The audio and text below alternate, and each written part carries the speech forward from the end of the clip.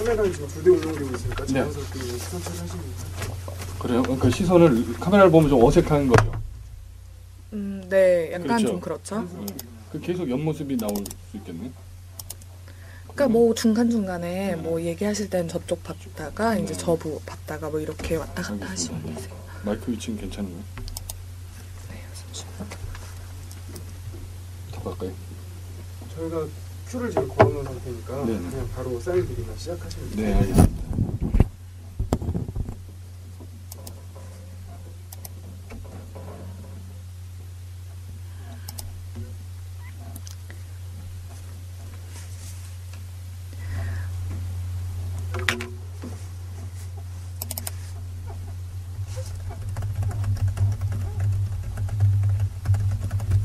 네, 안녕하세요. 위키트리 소셜방송 시청자 여러분. 저는 위키트리 김경희 기자입니다. 오늘은 그 MBC 박성호 기자회장님을 모셨는데요. 안녕하세요. 안녕하세요. 네, 일단은 좀 안부를 물어야 될 것 같아요. 네. 29일이었죠, 지난달. 네. 그때 이렇게 해고가 되셨는데 네. 어떻게 지내셨나요? 네, 뭐 해고되기 전하고 똑같이 지내고 있습니다. 이 파업이 계속되고 있으니까 파업 현장에 같이 하기도 하고 그리고 뭐 이런 인터뷰들을 좀 하고 그러느라고 좀 더 바빠진 것 같네요. 해고되고. 아, 그 사실 지금 계속 해고되시고 난 다음에 저희가 보니까 또 지난 5일에 대규모 해고 사태가 발생을 했어요. 네. 어떠셨어요? 그 보시면서. 그러니까 뭐랄까 이게 무슨 징계 수단을 통해서 칼춤을 춘다는 느낌 받았거든요. 사실 이게 내가 다니던 회사가 맞는가, 이게 MBC가 맞는가 이런 생각이 들 정도로 좀 그랬고 이제 아시다시피 이제 해고는 이제 노조 홍보국장이 한 명이 해고가 됐고 네. 중징계를 많이 받았잖아요. 저희 네.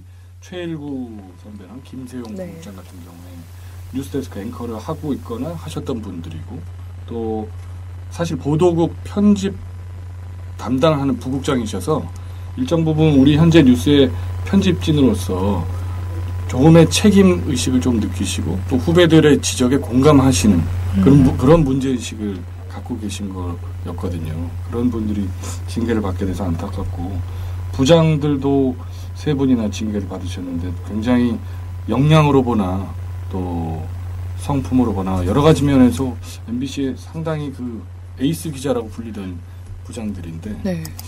이런 징계를 받게 돼서 참 씁쓸합니다. 저희가 보니까 좀 사전에 살펴보니 그분들 같은 경우는 특히나 징계를 감안하면서까지 파업에 참여하시기는 사실 힘든 위치에 계시는 분들이잖아요. 네. 간부가 파업에 참여한다라는 게 저희도 좀 그 소식 들었을 때 깜짝 놀랐는데 이렇게까지 모든 기자들이 특히 마이크를 내려놓고 취재 현장에서 카메라를 내려놓고 파업에 나서게 된 이유가 뭐였을까요? 가장 큰 이유가. 그러니까 이런 간부들까지 동참한 것은 말씀하신 대로 상당히 초유의 일이고 저희도 제가 입사해서 이제 17년째인데 처음 보는 일입니다. 그러니까 파업을 하면 보직 부장 이하 밑으로 노조 조합원들만 하는 게 이제 관례였고 그것이 용인이 됐는데 이번에 이렇게 뭐 부장, 부국장, 앵커, 논설위원 할 것 없이 다 내려오시는 것은 사실 그만큼 김재철 사장 체제 MBC는 더 이상 정상적인 방송을 할 수 없다. 이런 데 있어서 현장의 기자들, 현장의 조합원들이나 이 간부들 간에도 인식의 차이가 없다는 거죠. 그만큼 그리고 또 MBC를 오래 다니신 분들일수록 사실 김 사장 체제가 얼마나 파행으로 계속되고 있는가에 대해서 더 절실하게 정확하게 인식을 하고 계신 것 아닌가 싶습니다. 사실 김재철 사장이 취임하게 된 게 2010년도 이제 2월 달에 그 원래 계시던 사장님이 그만두시면서 이제 그 다음에 선임이 되셨는데 그 딱 선임되시고 나서 가장 먼저 느꼈던 약간 이게 진짜 언론인가 싶었다는 생각이 드는 사건 같은 것들이 있었나요? 그때 아시겠지만 저희가 이제 낙하산 사장 반대한다고 39일 네네. 파업을 했었어요. 예. 그때 뭐 사건이라기보다 이런 거기 있었습니다. 그러니까 저희 기자들, 일선 기자들, 특히 저보다 후배들은 김재철 사장하고 일해본 기회는 없기 때문에 김재철 사장이 단순히 이명박 대통령과 좀 가깝다더라, 친하다더라 이런 전언으로 아는 것이고 사실 선배들이 받으신 충격이 굉장히 컸었어요. 실은 그때 현재 지금 이제 김재철 사장 체제 하에서 임원을 하고 계시는 분 중에 한 분이 그때 후배들 앞에서 이렇게 얘기를 했어요. 김재철 사장이 오면 절대 안 된다. 왜냐하면 너무 무능하기 때문이다. 그런 분이 지금도 김재철 사장 체제에 임원하고 계시거든요.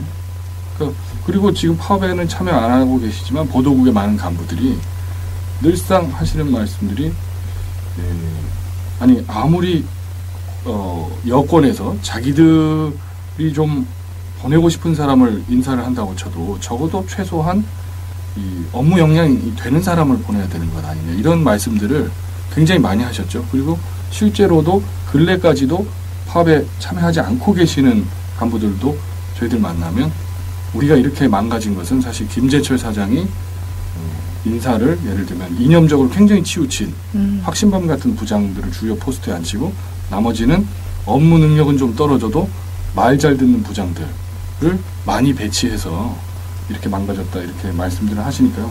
그게 아마 저희 조직이 받아들인 충격이었던 것 같습니다.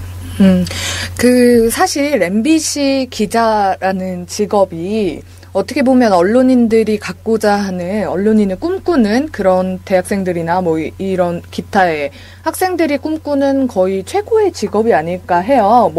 여기 전 지금 위키트리에서 일하고 있지만 사실 저도 내가 입사를 하게 된다면 꼭 MBC에 입사를 하고 싶다라고 생각을 했었어요. 예전에 제가 이제 2002년도 3년도 이후 무렵에 그런 생각을 가지다가 점점 변한다 이런 걸 느끼기는 했었거든요. 근데 어떤 분이 트위터로 그렇게 표현을 하셨던데 번지점프대라고 했나요? 벼랑 끝이라고 했나요? 거기에 서 있는 것 같은 느낌이다. 지금 파업에 그걸 표현하시면서 어떠셨어요? 그 좋은 남들이 부러워하는 직업을 에서 해직될 위험에까지 처하면서도 그 제작업으로 선택하실 때 어떤 마음이셨나요? 그때 굉장히 제가 무슨 해직을 각오하고 굉장히 비장하게 그런 마음을 다다듬었다 꼭 그렇게 거창하게 말하기는 어렵고요. 그냥 그렇게 생각했습니다. 워낙에 지난 어떻게 좀 좁혀서 말하면 김재철 사장이 이제 2년 됐거든요. 저희 회사에 오신 지가. 네네. 근데 이제 그동안 처음에 오셔서는 PD 수첩이라든가 이런 시사교양 그리고 라디오 프로그램들을 손을 대시고 작년 중반부터 사실 보도 쪽이 굉장히 이제 달라지기 시작했어요. 저희가 아주 피부에 느끼기에는. 그러니까 이 정부 들어서도 사실 그 전에 신영철 대법관이 촛불 재판에 개입했다든가 이런 특종도 저희가 해도 보도 나가는데 아무 문제 없었거든요. 근데 이제 김재철 사장 전이었고 김재철 사장 이후에는 모든 게 이제 점점 작년부터 비정상화되니까 이래가지고는 올해 총선 대선이 있는데 더 이상 어떻게 손가락질 받느냐. 그러니까 말씀하신 대로 MBC 기자가 어떤 좋게 봐주신 분들은 좋게 봐주시고 감사드리는데 사실은 손가락질 하시는 분들 굉장히 많았거든요. 지난 저희 친구들이나 또 아는 분들 혹은 온라인상에서 만나 뵙는 그런 분들 보면서 이분들이 다 우리 시청자들인데 공영방송으로서 이거 MBC 기자라고 말하고 다니기 창피스러운 이 사태를 빨리 끊어야겠다. 그러자면 우리 스스로의 힘으로 어떤 결의를 다질 수밖에 없고 그러다 보니 사실은 저희는 처음에는 퇴진을 요구했고 불신임 투표를 했지 그때부터 파업을 하겠다, 사장을 내몰겠다, 제작업을 꼭 하겠다 이런 것은 아니었거든요. 근데 과정에 있어서 저희 요구 수준이 계속 외면당하고 요구사항이 그러면서 사실 이제 오늘날까지 이렇게 온 것이죠. 사실 제가 여기 방송을 하러 딱 들어오기 직전에 들은 얘기가 뭐였냐면은 MBC 사측에서 노동조합에게 30억 원의 손해배상을 청구 소송을 했다. 언론사에서 이런 얘기는 처음 들어보는 것 같은데요, 사실. 여기 이 방송 들어오기 직전에 알게 돼서 굉장히 충격을 받았는데요. 사실 그렇죠. 언론사에서도 전례 없고 일반 어떤 사업장에서도 분규가 있었을 때 상당히 어떤 노사 갈등이 심해지고 어떤 경우 제가 예를 잘 못 들겠습니다만 사실상 노조 파괴에 가까울 정도의 가혹한 되는 것 같은데 더 문제가 되는 것이 제가 들어보니까 이 노동조합 그리고 노동조합 집행부 개인들을 상대로도 이제 손배를 청구했거든요. 그러면 개인들이 지금 아까 30억이라고 그러셨잖아요. 개인들이 어떻게 감내할 능력이 안 될 텐데 금전적으로 거기다가 지금 노조의 자산에 대해서도 가압류를 하려고 지금 준비한다는 얘기도 들었어요. 그래서 이건 명백한 거의 노조 파괴 수순으로 가는 거 아닌가 하는 걱정이 많이 되네요. 그래서 저는 딱 그 얘기를 처음 듣고 약간 그런 사태가 생각이 났어요. 예전에 홍대에서 이제 청소 노동자분들이 파업을 하신 적이 있었잖아요. 그래서 그때 아마 그 파업이 잘 해결이 됐다라고 하고 나서 홍대 측에서 그 청소 노동자분들한테 소송을 걸었단 말이에요. 그분들은 하루 벌어서 하루 먹고 사는 그런 느낌이었는데, 그래서 약간 저는 그 화면이 겹쳐지면서 이거 좀 힘들어 하시는 분들도 계시지 않을까라는 걱정이 들었는데 어떻게 분위기는 어떻던가요? 지금 저도 이제 들어오기 직전에 예를 들어서 분위기를 정확하게 파악할 시간적 여유는 없었지만 아마 이게 저희들 아마 조합원들의 더 어떤 분노라든가 자리를 더 다지는 데는 무슨 뭔가 기름을 부은 것 같다 싶어요. 네. 이런 정도로 저희가 이제 사실은 회사 측이 그동안 법적 대응하겠다. 거기에는 민형사상 대응하겠다는 얘기도 사실 살짝 포함이 돼 있었거든요. 그러니까 그렇다고 해서 우리가 어떻게 힘들 텐데 한다고 김재철 사장 퇴진이라든가 공정방송을 다시 되찾게 이런 의지가 꺾이거나 흔들릴 거라고 생각하지는 않습니다. 그래서 저도 이렇게 지켜보면서 참 어떻게 앞으로 전개가 될지 흥미진진이라고 말하긴 뭐하고 약간 공중파 방송인 만큼 좀 기대가 되고 있는데요. 저희가 트위터로 질문이 하나 들어왔어요. 예전에 과거에 최창봉 사장 시절에 MBC 노조가 50일 넘게 파업을 진행을 했고 결국 그 최창봉 사장이 사퇴를 했는데 현재 김재철 사장은 버티기로 일관을 하고 있다. 그래서 혹시 최창봉 사장이 퇴진한 그 파업 기록 50일 이 기록을 넘어갈 것 같은지. 그건 이제 전망이잖아요. 네. 근데 제가 잘못 알고 있는지 강성부 사장을 말씀하신 거 아닌가요? 강성부 사장이 퇴진 파업을 해서 강 사장이 이제 결국에는 퇴진했거든요. 네네네. 근데 이제 그게 중요한 게 아니라요. 제가 볼 때는 김 사장이 예전에 다른 사장보다 상당히 버티기 나올 것 같고 지금 하는 거 보면 그렇잖아요. 쓸 수 있는 모든 수단 다 쓰는 거 아닙니까?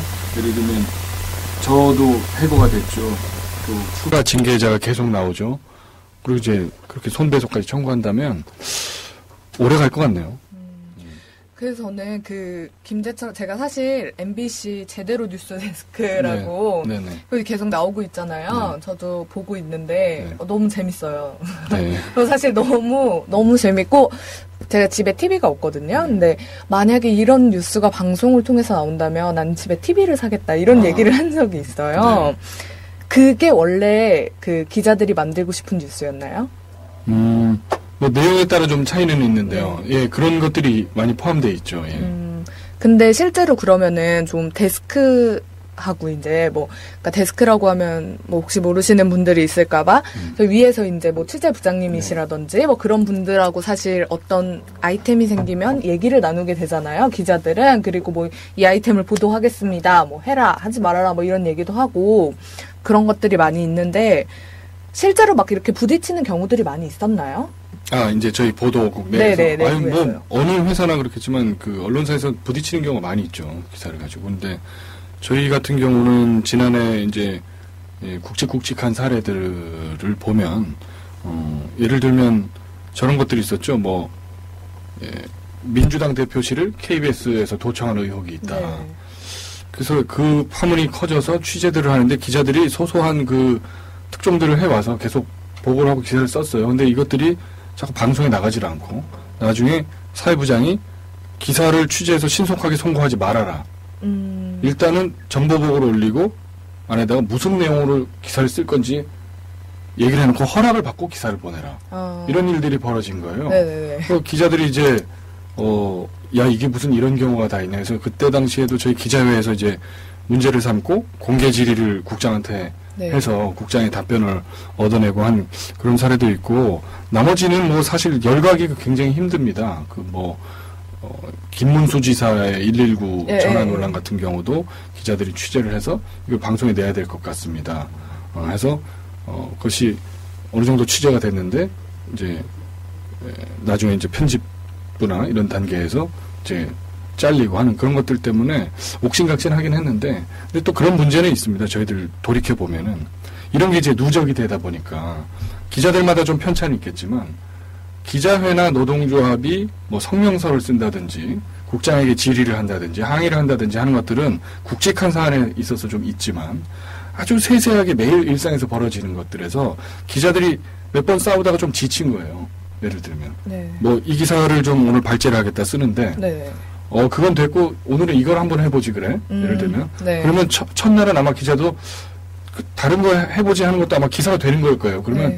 그래, 이게 아니더라도 이거라도 이걸 할 수도 있지. 근데 이제 그 다음날, 그 다다음날 똑같은 일들이 벌어지면 몇 번은 아니 이런 기사를 한 번은 써야 되는 것 아닌가요? 얘기를 했을 때 이제 몇 번의 언쟁이 있고 얘기를 해봐도 반영이 안 되고 하니까 이제 스스로들 자기 검열하는 기자들이 또 생기는 거예요. 그런 거면 발제하면 뭐해, 나가지도 않을 텐데. 네, 맞아요. 그러니까 그것이 사실은 그거 잘못된 거죠. 사실은 네.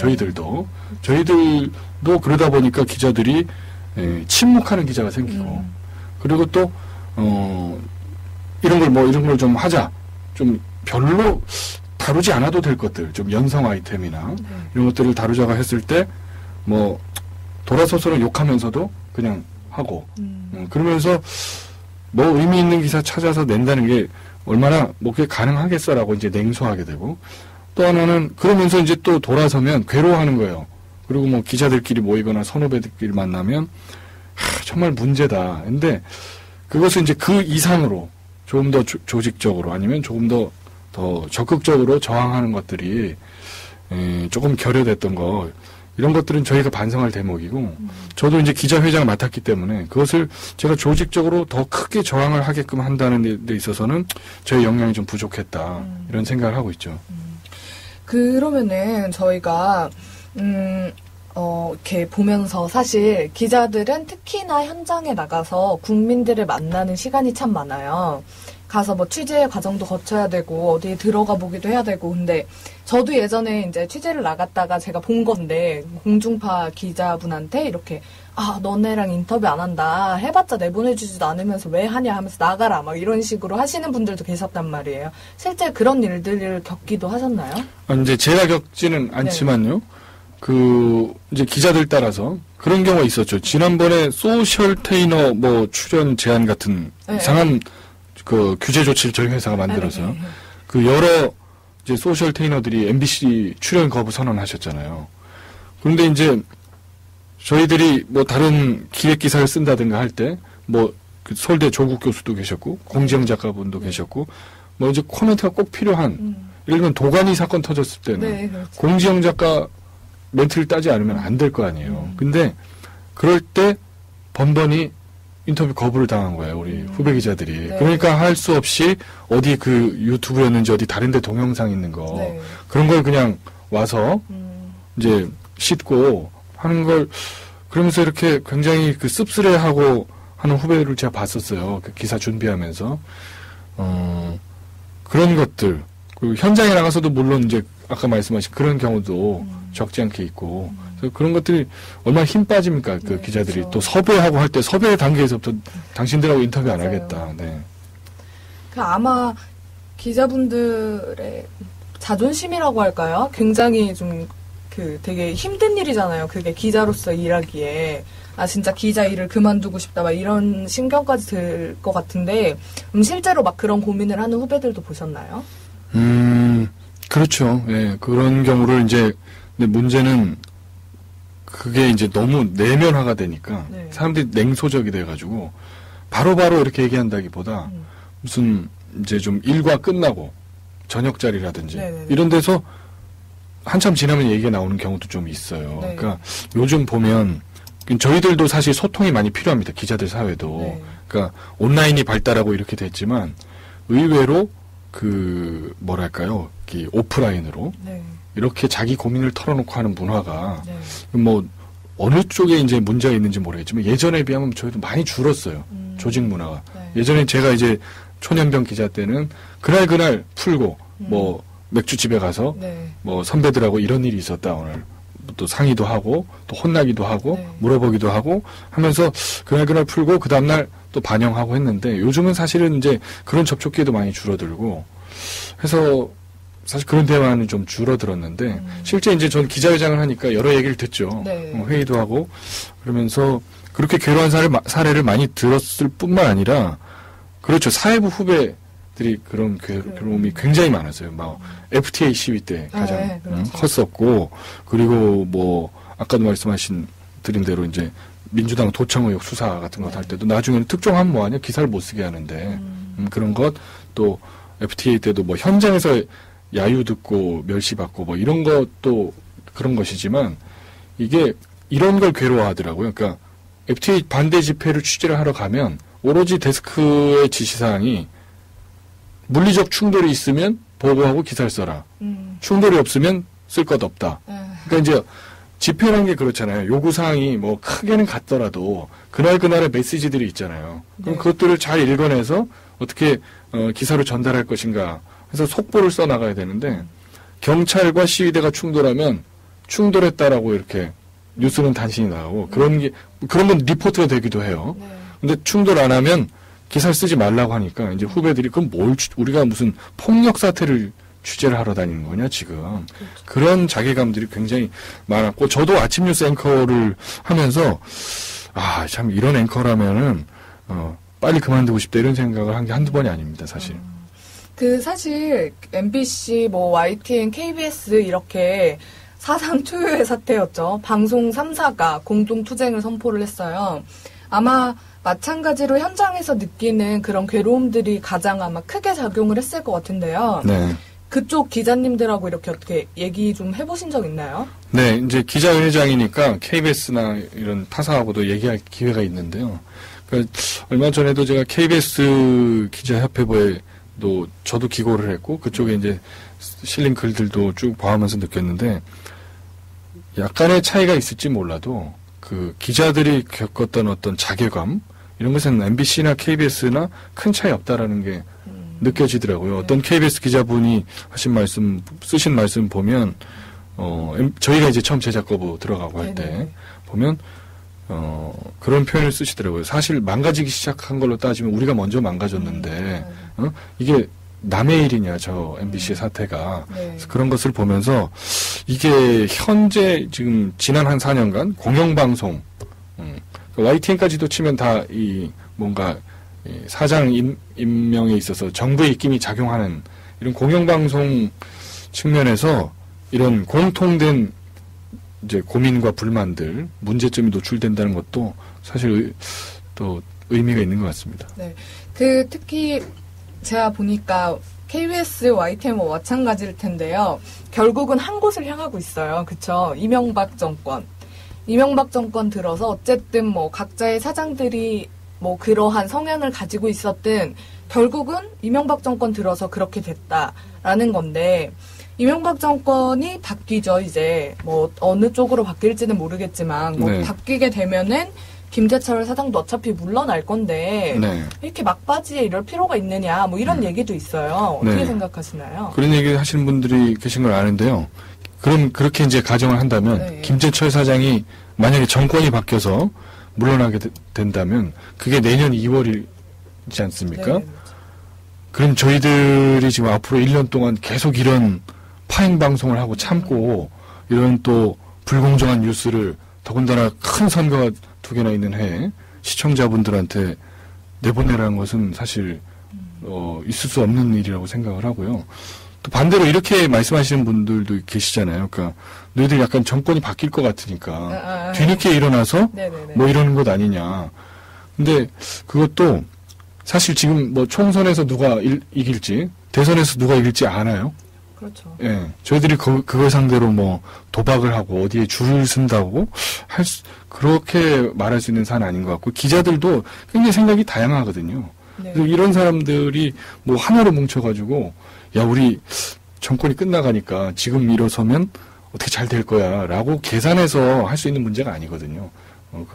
그리고 저희가 실제로 이런 게 모든 저항이라는 게 사실은 그런 것 같아요. 그러니까 저항이라는 것은 내적인 모순이 어느 정도 쌓이고 그것이 어떤 임계점을 넘어서서 폭발하는 어떤 타이밍 같은 게 있잖아요. 그렇죠. 그러니까 예를 들면 저희 김재철 사장 체제에 문제가 있다고 쳐도 아마 사장이 취임한 지 한두 달 정도 안에 불공정 사례가 뭐 몇 건 있었다 해서 저희가 바로 제작 거부를 하고 파업을 할 수는 없을 거예요, 아마. 그런데 저희들이 내부적으로 예를 들면 상식에 호소해서 보도 책임자들하고 대화를 하고 끊임없이 성명서를 쓰고 보고서를 제출하고 항의를 하고 이런 과정이 사실 지난 1년 동안 저희 내부적으로는 굵직굵직한 사안에는 있었거든요. 그러니까 그런 과정을 거치고 저도 이제 기자회장으로서 가장 중시했던 게 저희 후배 기자들은 좀 더 막 총회도 하고 빨리빨리 집단 행동을 하자 이런 의견이 없지 않았어요, 작년에. 근데 제가 눌렀던 것은 우리는 목적이 누구를 내모는 게 아니라 뉴스 제대로 내면 되는 거 아니냐. 그러려면 문제점들을 지적해서 납득시키고 계속 문제 제기해서 실수하지 않도록 해보자 이런 과정이 있었는데 그러다 보니 사실 시간이 길어졌고요. 저희도 내린 결론이 말로 하는 거는 더 이상 안 되겠구나. 그리고 사람의 문제거나 사람이 바뀌어야겠다. 그러다 보니 이제 시점이 이렇게 된 것이죠. 자꾸 저희들이 이제 무슨 정치적인 어떤 네. 그런 걸로 정치 파업 네. 뭐 이렇게 표현도 씁니다, 회사에서는. 근데 뭐 야권과 연계돼 있다 뭐 이런 얘기도 하고 그러는데 제가 항상 하는 얘기가 야권하고 연계가 돼 있으면 빨리 그 증거를 공개해서 좀 밝히셨으면 좋겠어요. 안 그렇다면 그건 정치 공세가 되는 거거든요. 그 또한. 예. 네, 앞선 질문이랑 좀 비슷한 질문인 것 같은데, 뭐, 말씀하신 대로 정치 파업, 이런 얘기도 나오고 있는데, 이 공정하지 못한 방송이 됐다라는 것이, 공정하지 못하다라기보다는, 그러니까 뭐, 보수와 진보적인 시각으로 봤을 때, 그냥 보수적인 시각에 맞춰진 방송이 된 게 아니냐. 그러니까, 시각이 변한 것이지, 그걸 공정성 여부에 대한 걸 논할 부분은 아닌 것 같다. 이런 지적을 하시는 분들도 계세요. 예, 알고 있습니다. 네, 예. 어떻게, 그 부분은 어떻게. 그러니까, 그렇게 보시는 것도 저는 뭐, 그렇게 보실 수 있다고 봐요. 왜냐하면, 저희들이 지금 이제, 보도 불공정 사례라고 제시한 것들이요. 네. 대체로 보면 제가 여기 사례가 있는데, 잠깐, 대체로 보면요. 네.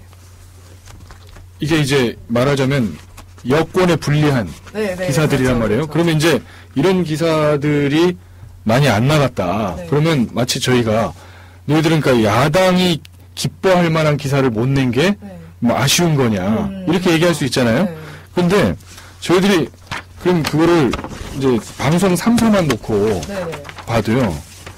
예를 들면 장관들 인사청문회를 하면 그건 국민이 다 알아야 되잖아요. 네. 후보자 검증을 하고.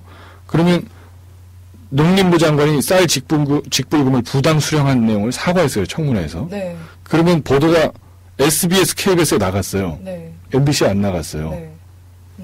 그 다음날 환경부 장관이 소망교회에 거액 헌금 낸 것 때문에 논란이 된 인사청문회가 있었어요.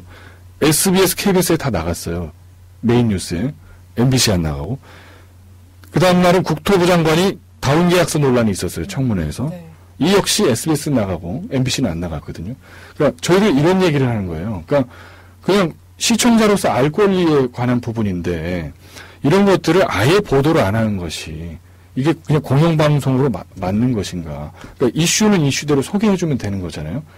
그리고 이제 FTA 얘기를 자꾸 하니까요. 네.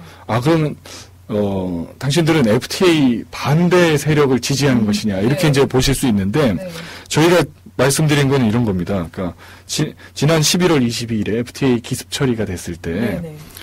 열 몇 곡진가 리포트가 나갔어요. 네. 그 대부분 내용 소개하고 전망할 수 있죠. 당연히 통과되면 소개해 줄 수 있다고 봅니다. 그리고 찬성하는 쪽이 기대하는 그런 효과도 다 자세히 알려줘야죠. 그러면 그 뉴스의 절반을 반대 목소리를 채우지는 않더라도 반대 진영은 그러나 이런 것을 우려하고 있다. 네. 이런 게 열 몇 개가 나가면 한 개는 나가는 게 네. 그냥 모든 뉴스의 기본 상식이거든요. 그렇죠. 그런데 작년 11월 22일에 SBS하고 KBS는 반대 진영의 우려가 별도의 리포트로 다 나갔어요. 어떤 곳은 중계차로 연결해서 집회 소식도 전해줬고 저희는 리포트는커녕 한 문장이나 한 커트의 화면이 안 나갔거든요. 그러니까 이런 식의 얘기는 좀 뭐냐면 찬성이건 반대건 간에 있는 목소리대로 나가면 되는데 그걸 어느 한쪽만 잡아 빼고 누락시키고 감추고 가리면 손바닥으로 하늘을 가리는 것이고 저희 기자들도 FTA 찬반으로 물어보면 굉장히 팽팽하거든요. 네. 그러니까 저희 FTA 꼭 반대해야 된다. 그게 선이다. 이렇게 주장하는 사람 아무도 없습니다. 그런데 그 주장을 존재하지 않는 것처럼 가리는 게 오늘날 같이 트위터에 인터넷이 발달된 세상에서 방송이 할 수 있는 행위인가. 그래서 마치 김정일 체제에서 북한 주민들한테 눈과 귀를 막아서 이런 체제 비판 의견은 없다라고 하는 것과 같으니까 그런 얘기고요. 역설적으로 왜 유독 그러면 누락되는 기사가 네.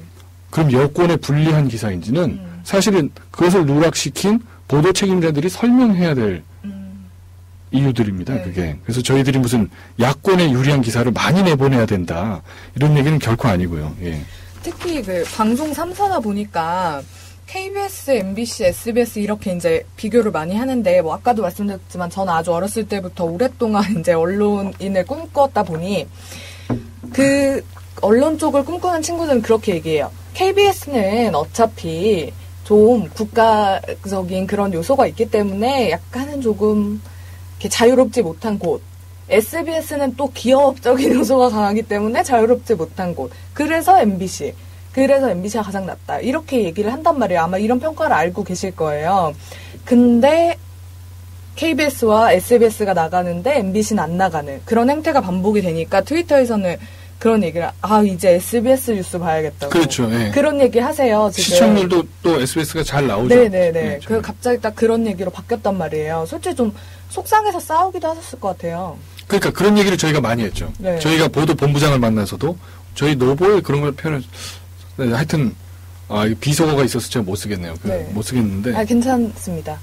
아니 뭐 마봉충보다 요즘은 네. SBS를 뭐 시방세라고 표현하고 예, 시방세가 맞아, 낫다 맞아. 이런 걸 노보에서 본 일이 있는데 그런 얘기도 노동조합도 공개적으로 제기를 했고 저도 보도본부장 만나서 그런 이게 얼마나 심각한가 보도국장한테도 얘기를 했고 하는데 이제 그런 게 벽이에요.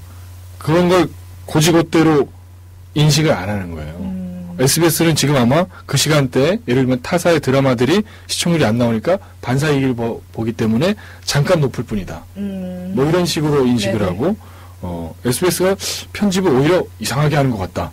이런 식의 의견도 내는 걸 제가 들은 기억이 있어요. 그 저희는 사실 그 지금 기자분들이 기자회에서 이제 제작 거부를 선언하고 난 다음에 뉴스가 정말 파행을 거듭하고 있어요. 어제는 까르띠에라는 명품 브랜드의 광고가 뉴스 도중에 나오는 사태가 발생을 했는데 사실 파업하고 나와 있긴 하지만 그래도 좀 속상하잖아요. 어쨌든 우리가 일하는 회사고 그렇죠. 우리가 만들었던 뉴스인데 창피스럽죠. 네, 저렇게 나오면 되겠나 싶기도 해요. 그래서 제 생각에는 그 정도까지 됐으면 그 보도 책임자분들이 한 번쯤 와서 뭐 달래기도 했을 것 같아요. 좀 이러지 마라. 왜 이러냐. 우리 하자. 이거 되겠냐. 뭐 이런 얘기도 했을 것 같거든요. 좀 정상화하자. 네, 오랫동안 일을 했으니까 막 그렇게 회유책이라고 하죠. 지금 뭐 예를 들어 손배소나 이런 게 강경책이었다고 한다면 회유도 좀 해봤을 것 같은데 그런 움직임도 있었나요? 이번엔 특징이 네. 그런 게 전혀 존재하지 않는 거예요. 그래요? 강경일변도. 오. 그러니까 저희가 제작 거부에 이르기까지 과정이 네. 사실 상당히 좀 깁니다. 네. 1월 5일에 기자총회를 해서 이런 보도 책임자들의 퇴진을 요구하고 불신임 투표를 이제 들어갔고 실제 제작 거부는 1월 25일이니까 20일 시간이 있거든요. 그 기간에 저희들이 계속 요구를 하고 또 투표를 하고 뭐 한 말미를 일주일 드리겠습니다. 또 더 드리겠습니다. 그러지 않으면 저희가 제작 거부 찬반 투표를 할 수밖에 없습니다. 그리고 또 저희가 너무 억지 주장을 하는가 싶을지 모르시니까 방금 제가 이제 인용했던 사례들처럼 일지를 다 만들었어요. 네. 불공정을. 이렇게 해서 근거 제시하니까 반박할 게 있으면 반박하시고 또 반영을 좀 해주십시오. 한 번도 저희는 그 기간에 혹시 또 회유책이 들어오면 어떡할까 하는 사실 맞아요. 고민도 했는데 네. 그런 고민을 할 계제가 전혀 없었고 이 보도 불공정 사례에 대해서도 지금까지도요. 파업이 진행되는 지금까지도 모르겠어요. 뭐 외면을 하는 건지 할 말이 없어서 그런지 몰라도 전혀 반박이 없어요. 저희들은 이거에 대해서는 할 말이 없다고 간주하고 있거든요. 참, 지금쯤 되면은 제 생각에 회유할 법도 한데요. 왜냐면 막 어제 광고까지 나왔는데 전 보고 깜짝 놀랐거든요. 진짜. 근데 그럴 분들이 이렇게 30억도 소송을 내시겠습니까? 하긴요. 예, 그럼 그러네요. 그래서 저희가 트위터로 질문이 2개가 들어왔어요. 먼저 네. 첫 번째 질문부터 드릴게요. 저희, 아시죠? 파업하고 나서 기자 및 뭐 계약직 채용하면서 계약직으로 기자를 뽑으셨더라고요. 뽑으신다고 이제 공고를 내셨어요. 네, 뭐 지원해서 기자가 되신 분들, 어떻게 보면은 뭐 파업하시는 분들 입장에서는 사실 뭐 달갑지 않을 수도 있는데 그분들은 이제 어떻게 되는 거냐. 저기 다른 한쪽에서는 언론사상 처음으로 파업에 대한 손배소를 제기했다고 하고 한쪽에서는 막 기자분을 뽑고 있고 혼란스러우신 것 같아요. 뭐 이분들 어떻게 되는 건가요? 글쎄요. 참 저희도 처음 당해보는 일이라서 네. 5명인가 뽑았다고 하더라고요. 뽑았어요. 예, 지금. 뽑았대요. 네. 그리고 추가로 또 뭐 5명을 더 뽑겠다고 네. 하는 얘기를 들었는데요. 1년 계약직이라고 하시잖아요. 네네네. 근데 저는 뭐 그렇게 해서라도 이제 일을 하시려는 분들은 또 나름대로 생각이 있으시겠지만 사실은 기자 일을 이제 1년이 굉장히 짧지 않습니까? 그렇죠. 1년 계약직으로 일한다 그러면 고용 상태도 불안정하고 그러면 아마 일을 하면서 데스크가 뭘 지시했는데 부당하다고 생각했을 때 자기 의견을 똑바로 얘기할 수 있을지가 일단 먼저 걱정이에요. 그분들이 네. 뽑히신 분들이. 그러다 보면 1년을 하실지 아니면 연장해서 얼마를 더 하시려고 생각하는지는 몰라도 그렇게 하는 기자 생활이 과연 1년이라도 행복할지가 좀 의문스러운데요. 그분들이 어떻게 될지는 잘 모르겠습니다. 일단 회사 뽑았다면 아마 계약 관계도 있고 하니 어떻게 네. 계속 일을 해야 되지 않겠습니까? 계약 기간 네. 내에는. 조만간 계속 또 추가로 뽑고 계시다니까 조만간 아마 뉴스가 좀 길어질 수도 있겠다는 생각이 들기도 그럴 합니다. 수도 있죠. 네. 그렇게 하려고 하는 것 같고 앵커도 뭐 밖에서 뽑는다고 그러는데 앵커 영화도. 네네 그렇다고 하더라고요. 이제 모두 외부에서 오신 분들을 보게 될런지 모르겠는데요. 전혀 이제까지 보지 못한 뉴스 데스크를 보실 수도 있겠네요. 네, 또 한 분은 지금 사실 파업하시면서 기자회가 처음 이제 시작을 하고 그 다음에 언론노조에서 이제 함께 제작 거부 파업에 뛰어들면서 네, 저희 노조에서 네, 무한도전부터 시작해서 많은 프로그램들이 지금 방송이 되지 않고 있어요. 그래가지고 그걸 보면서 물론 잘 아시는 분들이야 그러니까 방송이 되지 않고 있겠다라고 생각하실 수도 있지만 일부에서는 왜 안 되지? 뭐 때문에 파업하고 있는 거지? 이렇게 잘 모르실 수도 있으세요. 그래서 그 부분들을 좀 알기 쉽게 좀 이게 전 직원 파업으로까지 번진 원인이 뭐였으며 지금 그래서 어떤 결과가 나와 있는지 그 부분을 좀 설명을 해달라고 하시거든요. 네네. 그러니까 시작은 일단 저희 기자들이 들고 일어난 것이죠.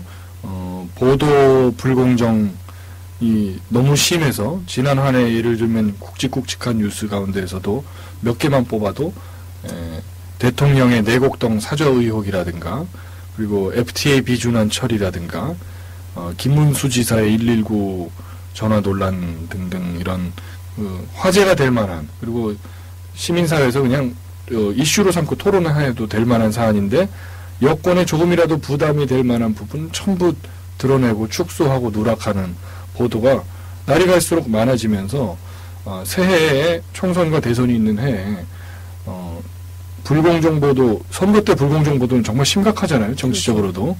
그래서 이것만큼은 이 고리는 끊어야겠다. 그런 차원에서 저희가 불공정 뉴스가 되지 않도록 지난 한 해 보도를 지휘했던 두 책임자분을 바꿔달라. 그러면 우리는 뉴스 다시 좀 열심히 할 수 있도록 잘 만들어 보겠다라는 어떤 의사 표시였는데 저희 회사 쪽에서는 이제 그런 요구사항에 일절 응답하지 않고 오히려 이제 저희들을 저는 이제 즉시 아침 뉴스 이제 앵커에서 잘렸고 징계도 이제 오늘날 해고가 됐지만 이렇게 되면서 이 사태가 전혀 해결이 안 되고 이제 커져 갔고요. 그리고 이것을 보던 이제 노동조합 차원에서는 이제 보도만의 문제가 아니다, 사실은 이것은. 김재철 사장 이후에 누적됐던 문제들, PD 수첩도 사실은 거기서 열심히 일하고 잘하던 PD들이 다 바깥으로 지금 빠져나가 있고요, 인사발령 통해서. 그리고 아이템도 뭘 하겠다 그러면 계속 지금까지도 못하게 하는 것들이 있었어요. 그러니까 그런 것들.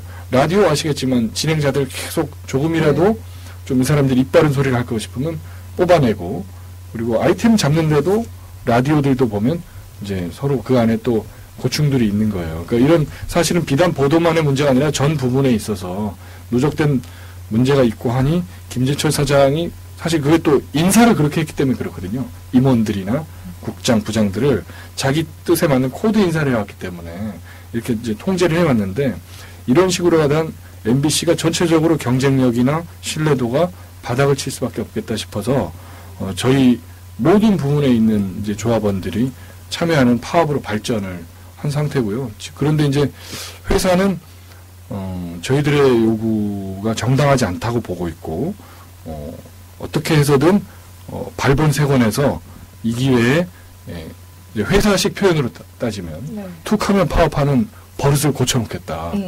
네. 그래서 이런 강경 일변도에 대화 같은 것은 없고요. 뭐 사장 퇴진 자체를 이제 인정할 수 없다, 이런 거기 때문에 사실은 안타깝게도 지금 강대강 국면이죠 지금.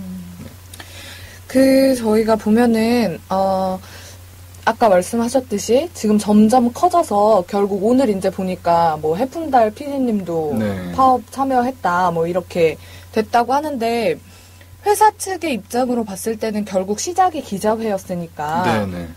기자회장이신 네. 오늘 박수홍 기자회장님이 가장 많이 미움을 받았을 것 같아요. 그래서 제가 일본으로 해고를 네. 했습니다. 처음에 딱 해고됐을 때 지금 이제 집에서 무슨 얘기 하시던가요? 아니 뭐 별 얘기는 없었고요. 저보고 자신감 잃지 말아라. 그리고 세상을 더 넓고 깊게 볼 수 있는 계기로 삼아라. 이게 네. 제 아내가 그런 얘기를 하고 저희 아버지 어머니도 그러시고, 그래서 많은 분들은 저한테 가족이 엄청나게 걱정하지 않느냐 이런 말씀 제일 많이 하시는데, 저는 사실은 가족이 너무 걱정하지 않는 게 걱정스러워요. 그래서 네. 그렇기도 하고, 뭐 저는 이제 뭐 각오는 했었던 일이기 때문에 뭐 그렇게 제가 이제 뭐 흔들리거나 이런 건 아닌데 좀 당황스럽고 화가 나는 건 있죠. 왜냐하면 제가 찾아봤어요. 방송법을 보니까 6조 1항에 이렇게 돼 있어요. 방송의 보도는 공정하고 객관적이어야 한다. 그러니까 이제 저희가 기자회의 불신임 투표도 그렇고 제작 거부도 그렇고 이 보도를 공정하게 하자. 그러니까 방송법에 나와 있는 내용대로 하자고 한 것인데, 이제 이런 사람이 해고된다면은 이런 게 법과 정의라고 그러면 앞으로 방송법 취지에 맞춰서 보도를 공정하게 하자는 이런 요구를 하면 회사를 잘릴 수 있다는 얘기거든요. 네, 그렇죠. 네, 그래서 그게 좀 씁쓸하고 그렇습니다. 예. 네. 특히 얼마 전에 제가 아까도 말씀드렸지만 전 제대로 뉴스 데스크를 즐겨보고 있는데요. 법인카드 의혹을 제기하셨어요. 김재철 사장이 뭐 사적인 용도로 썼는지는 알 수 없으나, 그러나 뭐 여성복 매장이라든가 화장품 매장, 마사지샵, 호텔 등등 뭐 정말 화려하더라고요. 저 보고 깜짝 놀랐는데요. 평생 저는 그렇게 못 쓸 것 같은데 아주 화려하게 긁으셨던데, 처음에 어떻게 입수하게 되셨나요? 그건 제가 잘 모르겠습니다. 아, 그래요? 노동조합이 어디 그쪽에서 입수하신 건가요? 입수를 했고 입수를 어디서 했는지는 모르겠네요. 저도. 처음에 입수 경위를 찾겠다고 회사가 지금 굉장히 막 추적 중이거든요. 그래요? 네. 약간 비밀이기도 할 것 같은데, 네, 처음에 딱 보셨을 때 어떤 기분이 드셨어요? 참, 그러니까 여러 가지 하시는구나 한다는 생각이 들었습니다. 그러니까 사실은 이렇게 볼 수도 있습니다. MBC 구성원들이 보도의 공정성을 위해서 사장 퇴진을 요구한다더니 왜 사장 법인카드 쓴 걸 이렇게 뒤져서 먼지를 털려고 하느냐, 이렇게 볼 수도 있잖아요. 근데 저는 어떻게 느꼈냐면은, 그러니까 공영방송사의 사장으로서 공정방송을 할 만한 의지와 역량도만 없는 줄 알았더니 그게 아니라 회사에 월급을 받는 직장인이잖아요, 사장님도. 그렇죠. 으로서 어떤 뭐랄까요, 좀 그 부분에 있어서의 어떤 의식도 이런 부분도 좀 문제가 있었던 게 아닌가 하는 이제 생각이 많이 나더라고요. 그러니까 보니까 물론 저는 이제 호텔에서 쓰신 게 많던데요. 네. 물론 CEO가 호텔에 자주 갈 수 있다고 봅니다. 네. 뭐 저희 같은 경우에 사장님이 참석하시는 뭐 제작 발표회도 있을 수 네, 있고요. 네. 뭐 또 외부 인사들하고 미팅도 할 수 있잖아요. 뭐 갈 수 있다고 보는데, 근데 궁금한 거는 188회인가 호텔에서 네. 긁었는데 특급 호텔에 그 중에 98번인가가 주말이잖아요. 네. 그래서 저는 이게 주말이 98번이 전부 다 업무 관계일까? 그렇다면 우리 김 사장님은 이 달력은 월화수목 금금금이라는 네, 얘기인가? 그렇죠. 굉장히 경무에 시달렸나 하는 참 의구심도 들었고요. 그 연예인들, 연기자들 선물할 수도 있다고 생각하는데 솔직히 이제 그 내역들을 보니까요. 네. 그 보도된 것들을 보면 그 액수를 보면 저 잘 모르겠지만 저도 명품 이런 건 잘 몰라서 그런데 액수가 보면 이렇게 톱 클래스의 연예인들에게 선물하기에는 그렇게 비싼 것 같지도 않아요. 맞아요. 네. 그러니까 이것은 그냥 혼자 추측에 네. 이건 자기 아는 사람 뭐 혹은 가족 아니면 누구한테 선물하려고 했던 건 아닐까 이런 생각도 들고 그런 거를 아주 작은 회사 사장님도 누구 선물할 거면 직원한테 카드를 주고 사와라. 근데 보면 거의 다 본인이 돌아다니시면서 샀잖아요. 네. 그래서 그 시간이 바쁘신 줄 알았는데 그런 시간은 아껴서 또 따로 할애를 하시는 건지 뭐 여러 가지로 좀 궁금합니다 아직도. 네, 저도 보면서 좀 궁금한 점이 많았는데, 전 사실 처음에는, 법인카드 업무상으로 쓰셨겠지라고 생각했는데, 뭐 예전에 보니까 선물 건네시는 장면 이런 거 나왔는데, 되게 탑 여배우한테 선물을 건네시더라고요. 근데 보니까 뭐 30만원대, 40만원대, 물론 뭐 저에게는 큰 돈입니다만, 탑 여배우에게 건네기에는, 그러니까요. 네, 그 돈이 좀 크지는 않은 것 같아요. 그분들이 오히려 받으면 기분 안 좋아하실 것 네, 같아요. 그렇죠. 내가 지금 이 4시 약간 그래서 그래서 이렇게 열심히 뛰어주시는 사장님이시라면 사실 MBC 기자들이 어디 나가서 저희 MBC에서 왔어요라고 하면 MBC 오셨냐고 또 오시라고 이런 거잖아요, 사실.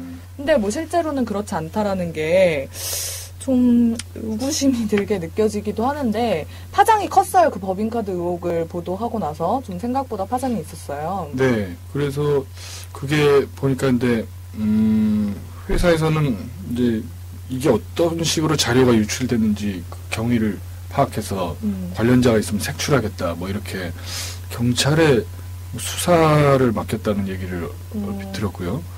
그리고 오늘인가 어디 회사 해명자를 보니까 네네. 법인카드 내역을 한번 조사하겠다. 이게 네네. 아마 직원들 얘기를 하는 것인지 네. 그 특파원들이 뭐 경비를 사무실에서 어떻게 썼는지 뭐 감사도 최근에 종료했다 뭐 이런 얘기를 뭐 이렇게 회사에서 뭐 발표를 하면서 네. 마치 이제 뭐 가만히 있지 않겠다 이런 네. 뭐 자세인 것 같기도 하고 그런데요. 근데 참 다시 한번 생각해도 저희들은 이제 이 법인카드 쓰면 월말에 입력을 하거든요. 네, 그렇죠. 그리고 이제 그 근거를 대고 이렇게 하는데 보면 휴일에 쓰면 이렇게 입력을 하면 띵 소리 나면서 이렇게 떠요. 빨간색으로. 네. 휴일에 사용하였습니다. 어. 그래서 저희는 이제 네. 겁이 나는 거예요. 근데 예를 들면 이런 경우가 많아요. 금요일 밤에 네. 취재원을 만나서 저녁 자리가 있었는데 밥을 먹고 하다 보면 이제 또 술자리로 이어지는 경우가 있잖아요. 네. 그런 경우 뭐 기자들이 이제 여러분 아시겠지만 기자들이 밥값을 잘 안 내는 걸로 이제 많이 알려져 있는데 기자들이 밥값을 법인카드로 내기도 합니다. 물론 여러 취재원들하고 만나서 취재원들하고 올리다 보면 뭐 이제 일종의 그것도 뭐 이제 접대일 수도 있겠지만 이렇게 밥값을 일일이 다 계산 못해도 저희들도 사실은 의원들과 식사할 때 의원들이 계산한다면 저희 법인카드로 보좌관들을 취재하고 이러면 보좌관들한테는 저희가 또 법인카드로 계산하고 또 취재하고 얘기도 듣고 그러거든요. 근데 12시 넘어가서 이제 12시 10분, 12시 반에 결제를 하면 네. 그게 이제 토요일이 되잖아요. 그렇죠. 그게 뜨는 거예요. 휴일에 결제하였습니다. 그러면 이제 그래도 내역을 쓰죠, 저희가. 근데 이제 아마 사장님이 이거 입력하시는지 모르겠는데 그렇다면 사장님은 그게 엄청나게 떴을 거예요. 아마. 계속 만나. 빨간색으로. 빨간색으로. 그 소리가 계속 나고. 저희가 보면은 사실 공정보도와 김재철 사장 퇴진, 이 MBC 뭐 노조나 그 슬로건 같은 약간 목표라고 할 수 있는데 공정방송이라는 게 결국은 언론의 자유인 거잖아요. 자유로운 언론이 돼야 한다, 보도가 자유로워야 한다인데 언론의 자유의 의미 어떤 거라고 보시나요? 너무 갑자기 예, 그 상당히 중요한 질문이신데 네. 그 참 거창한 질문엔 답이 바로 안 나오네요. 네, 갑자기 무거운 질문을 탁 네. 던졌는데 아니 그것이 사실은 이제 민주주의 사회의 기본 가치 중에 하나가 아니겠습니까? 그 저희가 뭐 언론이라는 직역, 저희 직역이 자유가 많아야 된다 이런 얘기가 아니라 그것은 입법, 사법, 행정부에 대한 견제도 있지만 또 사실은 시민들이 또 발언할 수 있고 얘기할 수 있는 그런 통로도 되는 것이고 민주주의 사회에 꼭 필요한 가치라고 보는 것이죠. 예. 그러면은 저 갑자기 궁금한 게 생각났는데 파업하시는 동안 월급 안 나오시죠? 아니 안 나오죠. 그러면은 그게 사실 뭐 집에 돈이 많은 기자님이 있으시면 모르겠지만 어쨌든 이게 생활과 연관이 돼 있는 거잖아요. 그래서 파업이 길어지면은 뭐 파업 피로도라고 표현을 하기도 하는데 네. 지금 이 파업 피로도는 1부터 10까지라면 어디에 있나요? 0인 것 같은데요. 0이요? 네. 그러니까 실제 어느 때보다 좀 자신감들이 있어요. 왜 그러냐면 좀 반복된 얘기지만 전에 없이 회사의 간부들까지 속속 동참하니까 네. 야 이거는 이 싸움은 정말 이기겠구나. 그리고 외부적으로도 물론 이제 저희에 대해서 전부 다 지지를 해주시지는 않겠지만 예전에 비하면 관심도가 상당히 높아요. 지금도 모르는 분이 있어요. MBC 파업하는지. 네. 근데 그런 분은 이제 워낙 MBC에 관심이 없을 것이고 저희 지난번에 으라차차 MBC라고 파업 콘서트도 네네네네. 했었는데 그때도 가서 저도 굉장히 문화적 충격이었어요. 저희 파업을 이렇게 응원하시겠다고 시민들이 이렇게 몰려드시는 것도 참 초유의 일이고 그래서 자신감이 있고요. 그리고 저희가 1월 중에 네. 그 지난해 무슨 성과급 같은 거 네네. 좀 받았거든요. 아. 좀 뭐 네. 평소보다 좀 받았어요. 아, 약간 축적이 돼 있는. 뭐 그런 게 지금 네. 뭔가 저희 투쟁 동력을 위해서 어떻게 한 것인지 몰라도 네. 뭐 조금 버틸 수 있다. 그래서 뭐 네. 그 부분에 크게 걱정하는 사람들은 없고요. 그리고 또 이런 생각도 합니다. 저희들 물론 생활인이기 때문에 네. 집집마다 사정이 다 다르지 않겠습니까? 네, 네, 뭐 아이 때문에 뭐 비용이 많이 들어갈 수도 있고 또 부모님이 아프시거나 다 빚이 있거나 있을 수 있는데 지금 저희는 실은 뭐랄까요? 저희보다 사실 MBC 정도 다니면 월급쟁이 특히 언론인 중에서 임금이 수준이 높다라고 이미 다 알려져 있는데 네. 생산직 노동자들이나 다른 분들 파업을 굉장히 오랫동안 했던 분들 많잖아요. 네. 그분들 고생하셨던 길을 저희가 이제 쫓아가는 셈이 됐는데 그런 생각하면 저희가 뭐 아까 말씀하신 네. 월급 안 나오고 하는 얘기를 그렇게 섣불리 떠올리지도 않고 쉽게 입에 담을 만한 얘기도 아닌 것 같고요.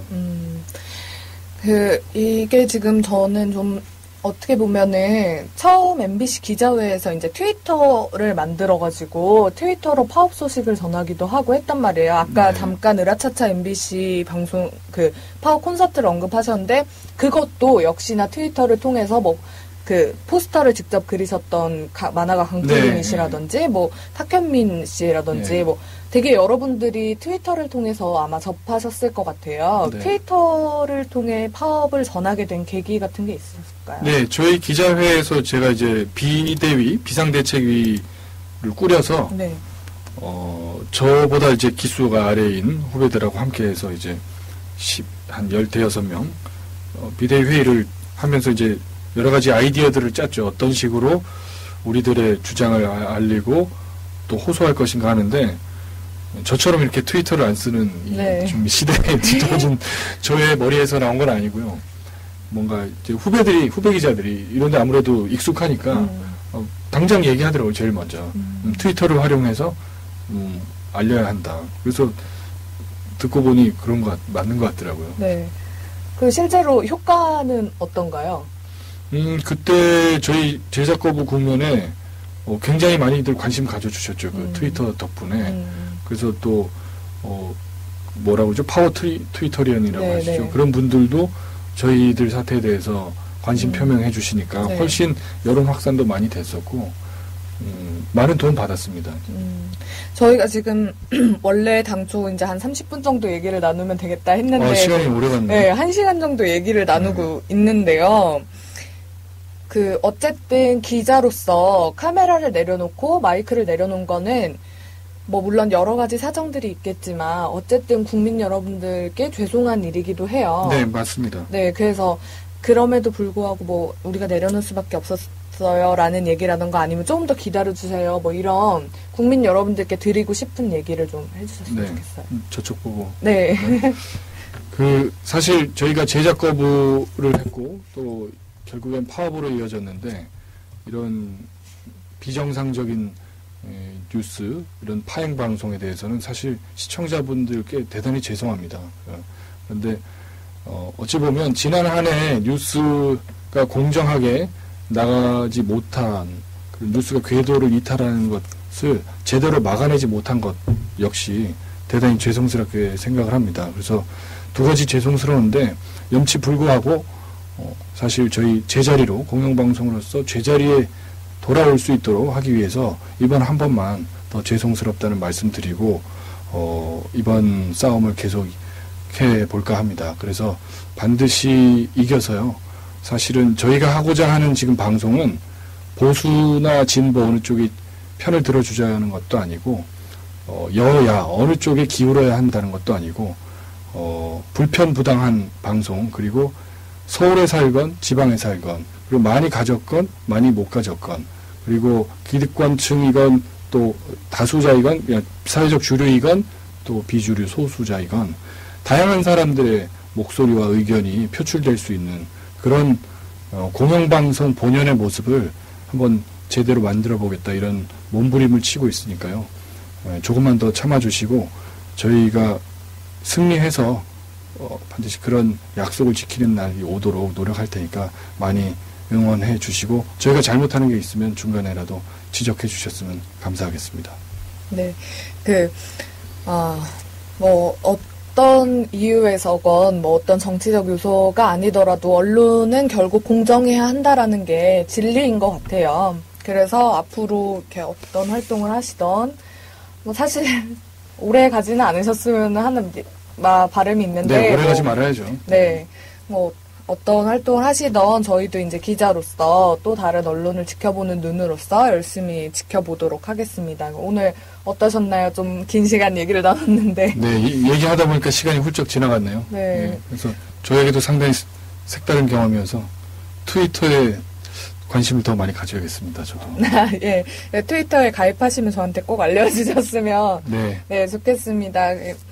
저희 이제 마무리를 해봐야 될 것 같은데요. 다음번에도 아마 한 번 더 모셔가지고 좀 얘기를 나눌 수 있는 기회가 있었으면 좋겠다라는 생각이 들고요. 또 좋은 소식을 빨리 더 들을 수 있었으면 좋겠다라는 생각도 동시에 듭니다. 네. 오늘 나와주셔서 감사하고요. 네, 앞으로도 지켜보도록 하겠습니다. 네. 감사합니다. 감사합니다.